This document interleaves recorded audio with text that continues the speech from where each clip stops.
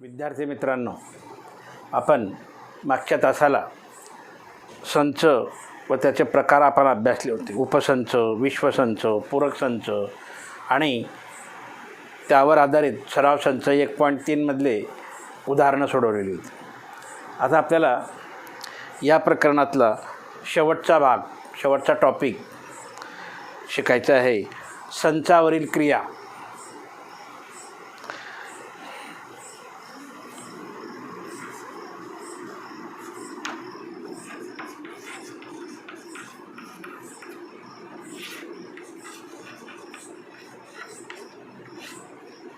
संचावरील क्रिया यामध्ये आपल्याला दोन भाग आहेत. छेदसंच आणि दुसरा संयोग संच. पहिला प्रकार किंवा पहिला भाग छेदसंच. दोन संचाचा छेद संच.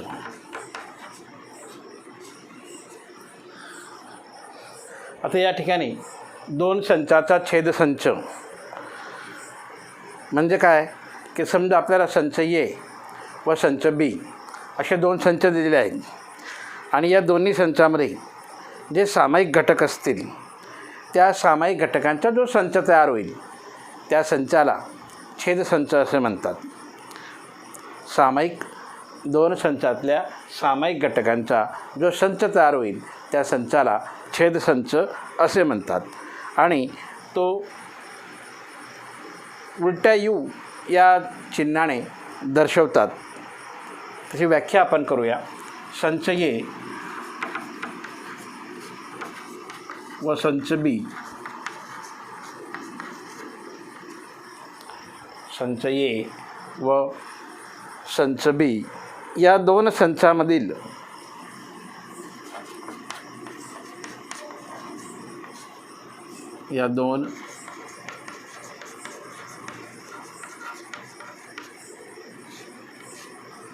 संचामधील सामायिक घटकांच्या संचाला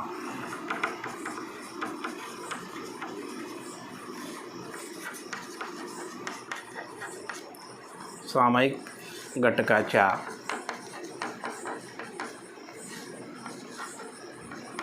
संचाला छेदसंच असे म्हणतात.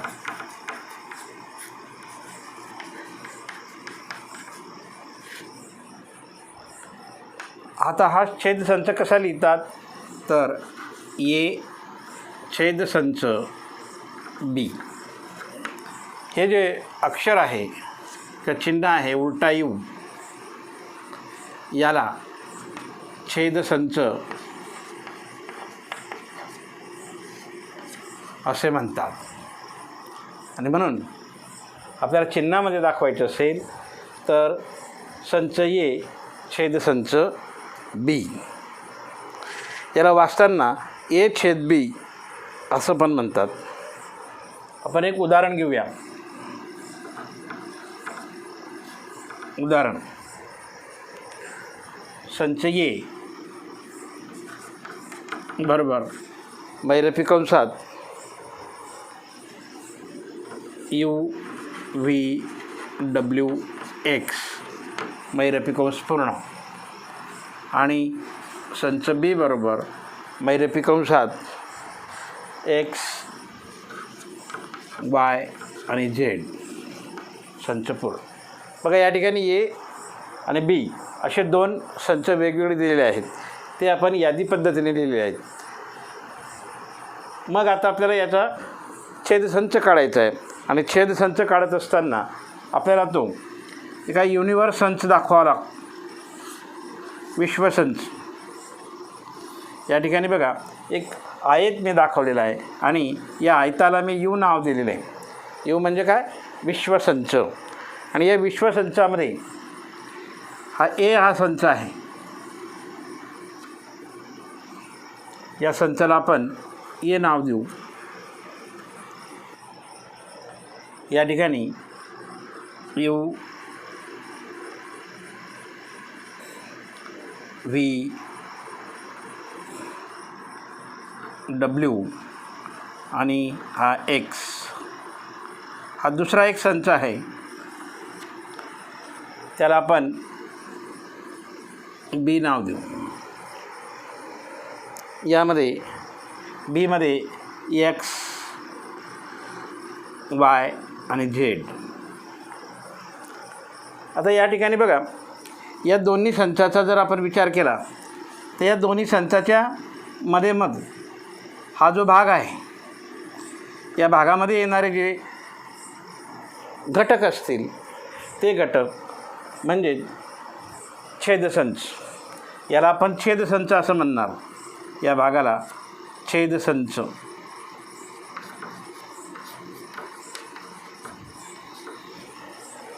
आता हा छेदसंच आपल्याला लिहायचा आहे.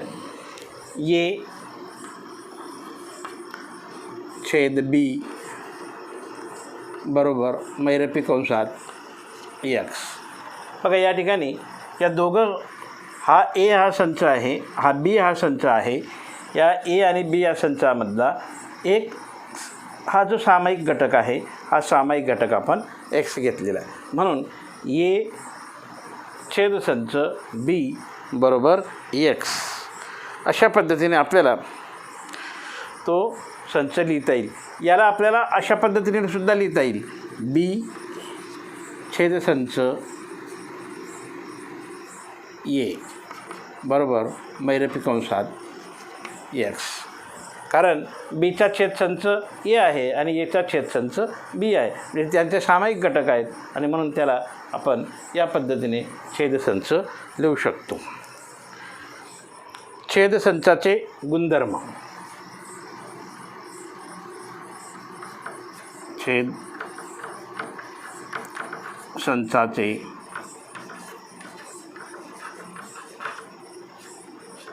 गुणधर्म.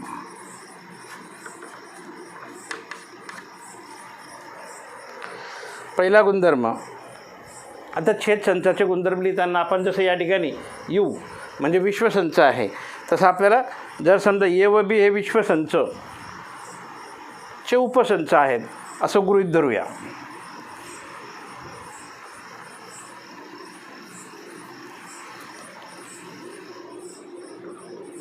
संच ए व संच बी हे विश्वसंच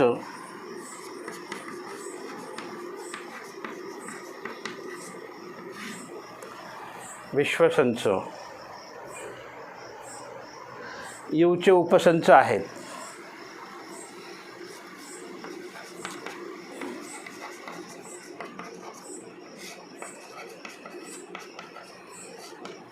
म्हणून पहिला गुणधर्म आपल्याला लिहिता येईल या ठिकाणी, ए उपसंच बी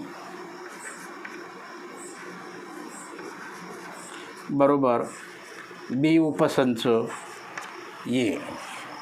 या ठिकाणी जे आपण लिहिलं आहे तर पहिला म्हणजे एचा छेदसंच बी आणि बीचा छेदसंच ए. दुसरं आपण या ज्या पद्धतीने लिहिलं आहे, दुसरा गुणधर्म, जर ए उपसंच बी,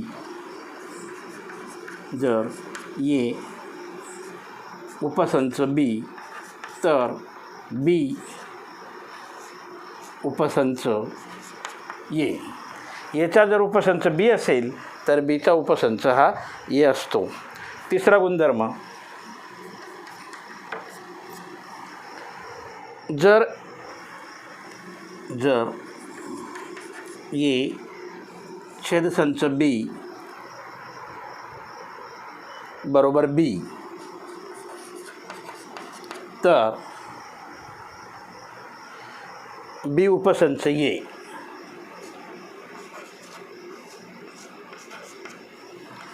चौथा, ए छेदसंच बी, ए छेदसंच बी बरोबर ए तर ए उपसंच ए उपसंच बी. आणि शेवटचा 5वा गुणधर्म ए छेदसंच ए डॅश. म्हणजे स्वतः जो संच आहे तो स्वतःचा सुद्धा छेदसंच होऊ शकतो किंवा उपसंच होऊ शकतो. आणि म्हणून संच ए छेदसंच ए डॅश बरोबर फाय किंवा रिक्त संच. अशा प्रकारे आपल्याला गुणधर्म सांगता येतात. हा झाला 2 संचांचा छेदसंच, एक पहिला भाग संचावरील क्रियातला. तर दुसरा भाग 2 संचाचा संयोग संच.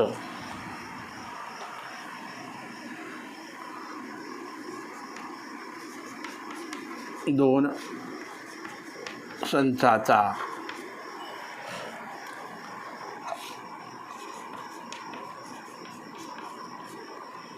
संयोग संच.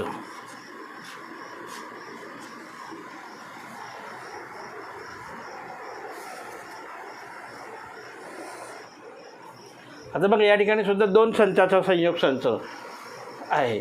म्हणजे संच ए आणि संच बी जर आपण घेतला तर या दोन्ही संचांचे सर्व घटक एकत्र करून जर आपण लिहिला तर त्यांचा काय होणार आहे, संयोग होणार आहे. म्हणजे एमध्ये बी मिसळवला किंवा बीमध्ये ए मिसळवला किंवा दोघं संचांची सरमिसळ केली तर आपल्याला संयोग संच मिळत असतो.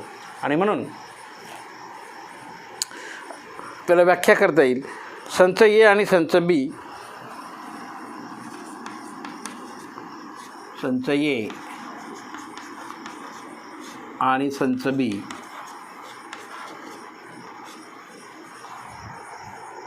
यांचा संयोग संच म्हणजे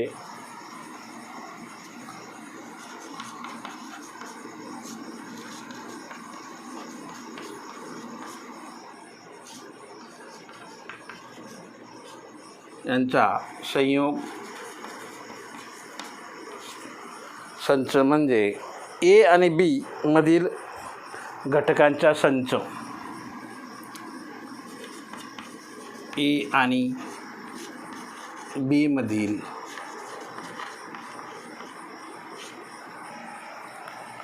घटकांचा संच.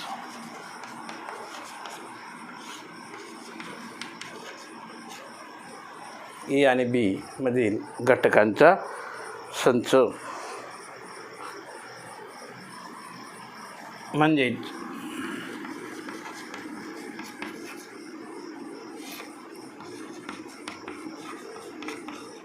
संयोग संच होय.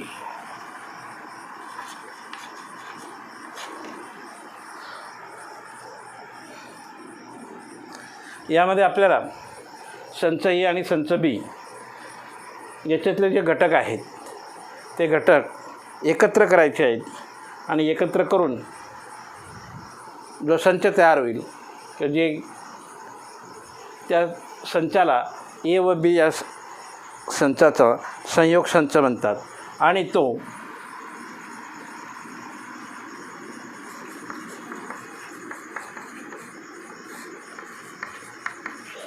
संयोग संच या अक्षराने दर्शवतात.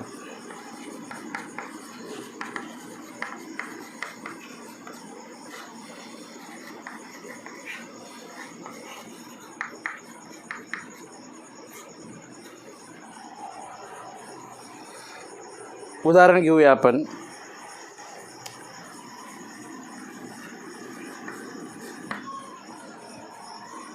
बघा हा ए संच आहे.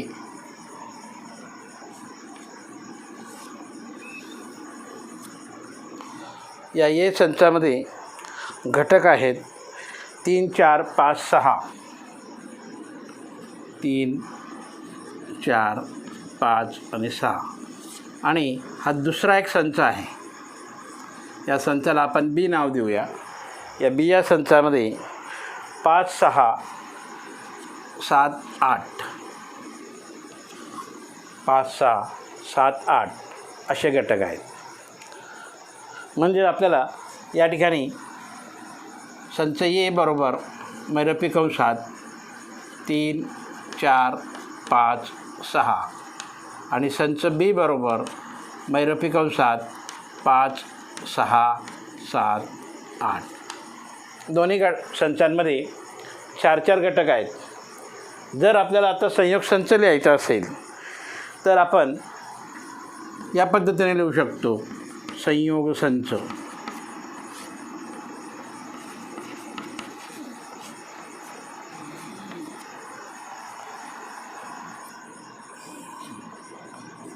ए संयोग बी बरोबर. आता आपण व्याख्येनुसार संच एमधील घटक आणि संच बीमधील घटक हे सगळे काय करायचे, एकत्र करायचे, त्यांचा संयोग करायचा आहे, सरमिसळ करायची आहे. म्हणून संच लिहिताना जे घटक असतील 3 4 5 6 बघा आपण ए या संचातले घटक लिहिले. आता बी या संचामध्ये 5 आणि 6 पुन्हा आलेले आहेत, रिपीट आलेले आहेत आणि ते त्या ठिकाणी न लिहिता या ठिकाणी आपण वगळायचं आणि 7 8 पुढचे घटक लिहायचे. म्हणजे ए संयोग बी बरोबर 3 4 5 6 7 8 क्रमाने येणाऱ्या संख्या आपल्याला मिळतात. तर अशा प्रकारचा आपल्याला संयोग संच लिहिता येत असतो. संयोग संचाचे गुणधर्म.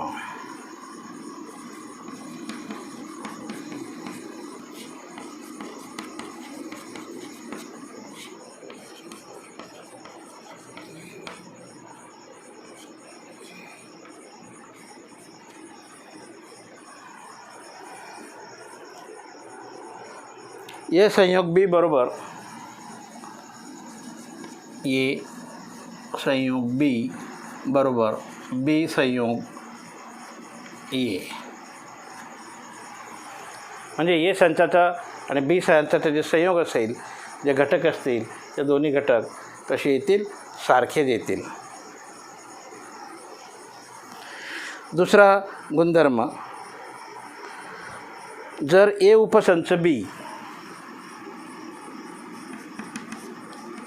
जर ए उपसंच बी तर ए संयोग बी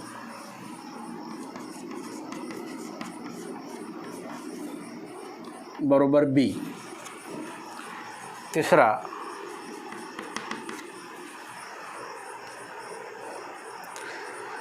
जर ए उपसंच ए संयोग बी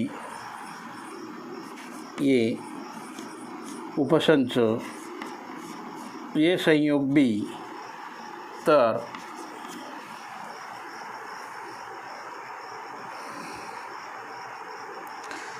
बी उपसंच बी उपसंच ए संयोग बी.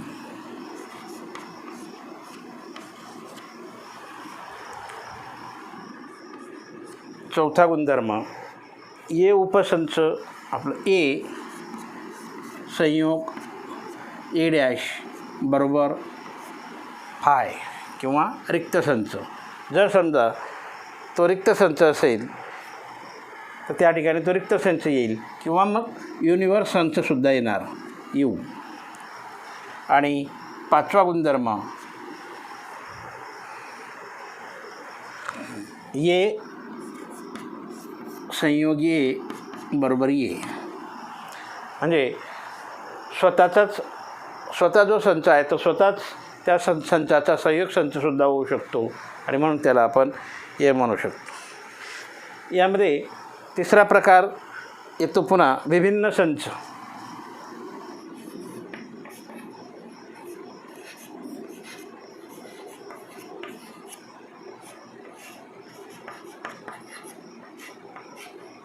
विभिन्न संच.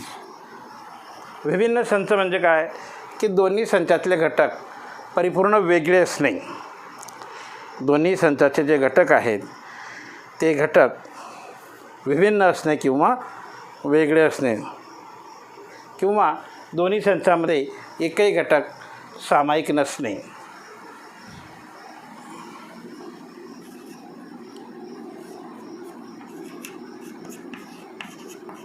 दोन्ही संचात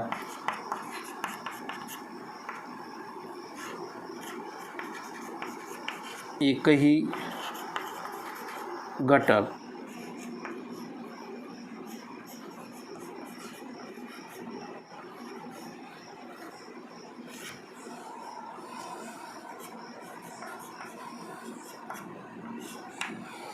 किंवा आपल्याला काय म्हणता येईल, भिन्न असणे.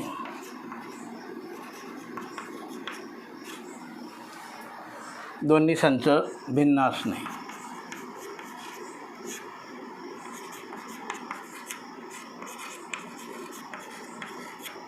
किंवा वेगळे असणे.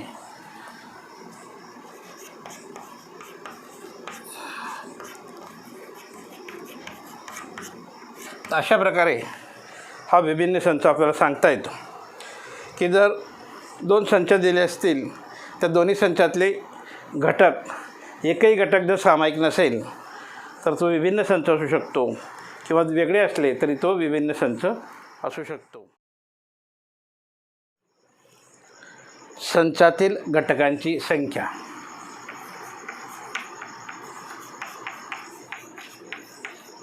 संचातील घटकाची संख्या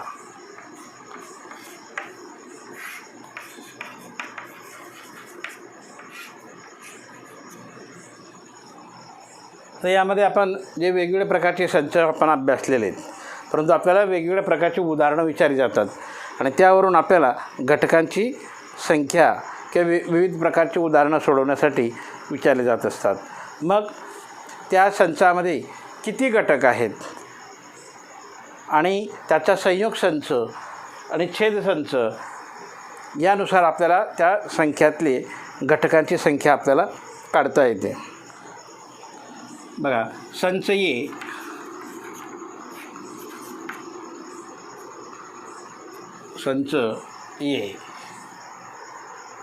हा शांत संच आहे.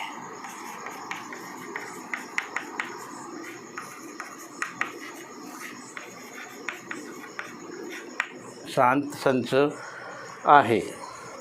संचातील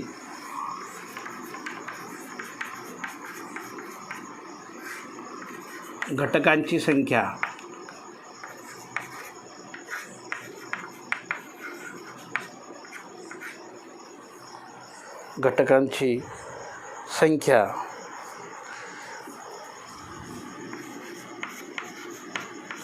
n कंसात ए दर्शवतात.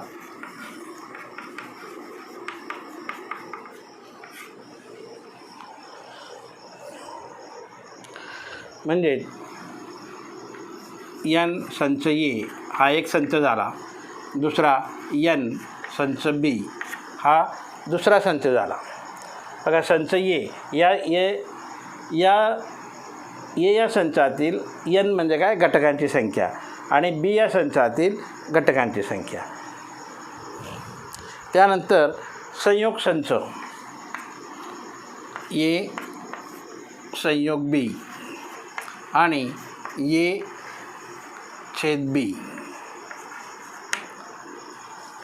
आता आपण पाहिलं ए संयोग बी म्हणजे काय की संच ए आणि संच बी यामधील सर्व घटक एकत्र करणे किंवा सरमिसळ करणे, म्हणजे त्या ठिकाणी एकत्र लिहिणे, सर्व घटक एकत्र करून लिहिणे. आणि ए छेद बी याचा अर्थ काय की त्यांच्यातले सामायिक घटक.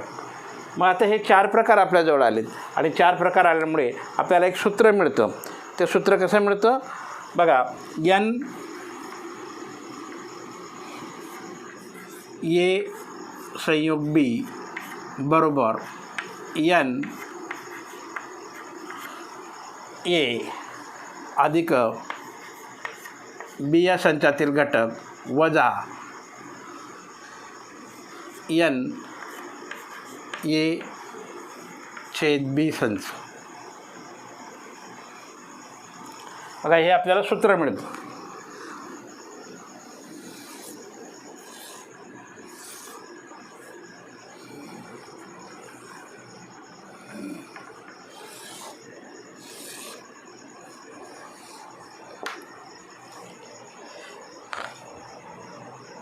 ए संयोग बीचे घटक n म्हणजे घटक बरोबर संच ए मधले घटक अधिक संच बी मधले घटक या दोघांची बेरीज वजा सामायिक दोन्ही संचातले सामायिक घटक म्हणजे आपण त्याला काय म्हणतो छेद संचातले घटक. अशा पद्धतीने आपल्याला संचातील घटकांची संख्या काढता येते आणि या सूत्रावर आधारित आपल्याला सराव संच 1.4 मधले उदाहरण सोडवायचे. आपल्या पाठ्यपुस्तकामध्ये पाठ्यपुस्तक पान नंबर 16 वरती दिलेलं आहे सराव संच 1.4.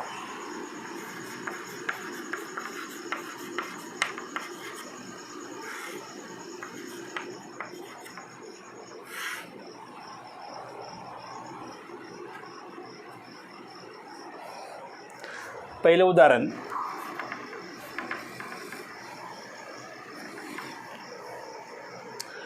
जर एन ए बरोबर 15 जर एन ए बरोबर 15 एन संयोग बी बरोबर 29 एन ए संयोग बी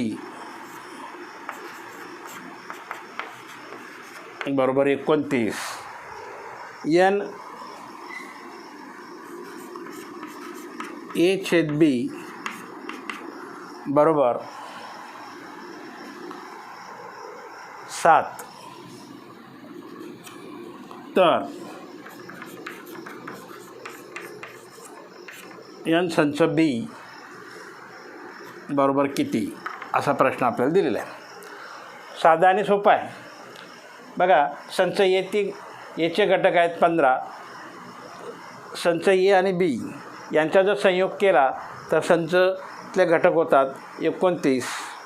संच ए आणि बीचा छेद संच घेतला त्याचे घटक आहेत 7 म्हणजे सामायिक घटक आहेत 7 आणि एन जो दुसरा संच आहे त्या दुसऱ्या संचातले घटक आपल्याला काढायचे आहेत. म्हणजेच आपल्याला वरचं जे एक सूत्र आपण तयार केलेलं आहे त्या सूत्राचा उपयोग आपण करायचा आहे. या ठिकाणी सूत्र लिहूया आपण पहिल्यांदा. बघा एन ए संयोग बी बरोबर एन ए अधिक एन बी वजा एन ए छेदसंच बी याच्या किमती टाकूया आपण. बघा एन ए संयोग बी त्याची किंमत किती आहे 29 बरोबर एन संच ए त्याचे ए या संचातले घटक 15 अधिक आपल्याला एन संच बी मधले घटक विचारलेले आहेत म्हणून ते जसं तसं लिहायचं एन बी वजा ए आणि बी या दोन्ही संचातला छेद संचातले घटक त्यांची किंमत या ठिकाणी लिहायची आपल्याला. ती किती आहे 7. बघ आपल्याला या ठिकाणी जे उदाहरण दिलेलं होतं त्या उदाहरणानुसार आपण किमती टाकलेल्या आहेत. हा 29 जा तसा बरोबर. आता संख्यांची क्रिया करायची. या ठिकाणी अधिक 15 आहे इथे वजा 7 आहे 15मधून 7 गेले 8 अधिक एन छेद बी. आता आपल्याला संच बी मधले घटक काढायचे आहेत आणि म्हणून या ठिकाणी आपल्याला हा जो 8 इकडे धन आहे तर इकडे येताना तो काय होईल ऋण होईल आणि म्हणून एन संच बी बरोबर 29 वजा 8 म्हणजे एन बी बरोबर 21. तर अशा प्रकारे आपल्याला या संचावरील क्रिया करून आपल्याला त्या संचातले घटक किती आहेत ते काढता येत असतं. दुसरं उदाहरण घेऊया आपण. बघा मी उदाहरण वाचतो तुम्ही ते पुस्तकातून लिहून घ्यायचं आहे. एका वसतिगृहात 125 विद्यार्थी आहेत. त्यापैकी 80 विद्यार्थी चहा घेतात, 60 विद्यार्थी कॉफी घेतात आणि 20 विद्यार्थी चहा व कॉफी दोन्ही प्रकारचे पेय घेतात. तर एकही पेय न घेणाऱ्या विद्यार्थ्यांची संख्या काढा. तर विद्यार्थी मित्रांनो आपल्याला उदाहरणामध्ये काय काय दिलेलं आहे ते आधी आपण लिहून घ्यायचे. बघा उदाहरणामधून वसतिगृहात एकूण 125 विद्यार्थी आहेत. त्यानंतर त्या वसतिगृहातील फक्त चहा पिणारे विद्यार्थी 80 आहेत, म्हणजे संच ए तयार झाला आपला. कॉफी पिणारे विद्यार्थी 60 आहेत, म्हणजे दुसरा संच तयार झाला, बी संच. आणि काही असे विद्यार्थी आहेत की ते चहाही पितात आणि कॉफीही पितात, म्हणजे दोन्ही पेय पितात. हे दोन्ही पेय पिणारी जी विद्यार्थी आहेत ती आहेत 20. म्हणजेच काय झालं, या दोघांमध्ये जे सामायिक विद्यार्थी आलेत, हे दोघांचे सामायिक विद्यार्थी म्हणजे या ठिकाणी ते छेदसंच निर्माण झाला. म्हणजे हा एक संच, हा बी संच आणि हा छेदसंच असे मिळाले आपल्याला. म्हणजे आता आपल्याला जे सूत्र दिलेलं आहे त्या सूत्राचा उपयोग आपल्याला करायचा आहे. सूत्र काय आहे, एन ए संयोग बी बरोबर एन कंसात ए संच अधिक एन बी संच वजा एन छेदसंच. मग आता आपल्याला या ठिकाणी दोघं संचाचा संयोग संच दिलेला नाही, मग आपल्याला दोघं संचातला संयोग संच काढावा लागेल. आणि संयोग संच काढला म्हणजेच आपल्याला एकूण विद्यार्थ्यांमधून ते विद्यार्थी वजा करता येतील. तर बघा या ठिकाणी संच ए चे घटक किती आहेत, 80 विद्यार्थी आहेत, 80. संच बीचे घटक 60 आणि ए छेद बी या संचातील घटक आहेत 20. या ठिकाणी 20 लिहिले. या 80 आणि 20 दोघं धन असल्याने दोघांची बेरीज वजा 20. दोघांची बेरीज झाली 140 वजा 20. 140मधून 20 गेले, 120 विद्यार्थी. आता हे 120 विद्यार्थी म्हणजे काय आलं की त्या वर्गातील त्या वसतिगृहामध्ये एकूण विद्यार्थी जे होते त्या विद्यार्थ्यांपैकी त्यांचा संयोग संच झाला. मग आता आपल्याला एकही पेय न घेणारा जे विद्यार्थी आहेत ते विद्यार्थी काढायचे आहेत. मग जर एकही पेय न घेणारे विद्यार्थी असतील तर वसतिगृहात एकूण किती विद्यार्थी आहेत, 125 विद्यार्थी. आणि म्हणून एकही पेय न घेणारे विद्यार्थ्यांची संख्या बरोबर वसतिगृहातील एकूण विद्यार्थी वजा चहा किंवा कॉफी घेणारे विद्यार्थी.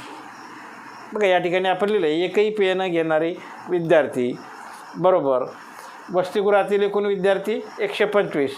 चहा आणि कॉफी घेणारे विद्यार्थी किती आहेत, 120. 125मधून 120 गेलेत, उरले 5, म्हणजे 5 विद्यार्थी. आता हे 5 विद्यार्थी कोण आहेत, एकही पेय न घेणाऱ्या विद्यार्थ्यांची संख्या आहे आणि म्हणून ती संख्या आली 5. म्हणजे अशा प्रकारे आपल्याला उदाहरण सोडवता येते.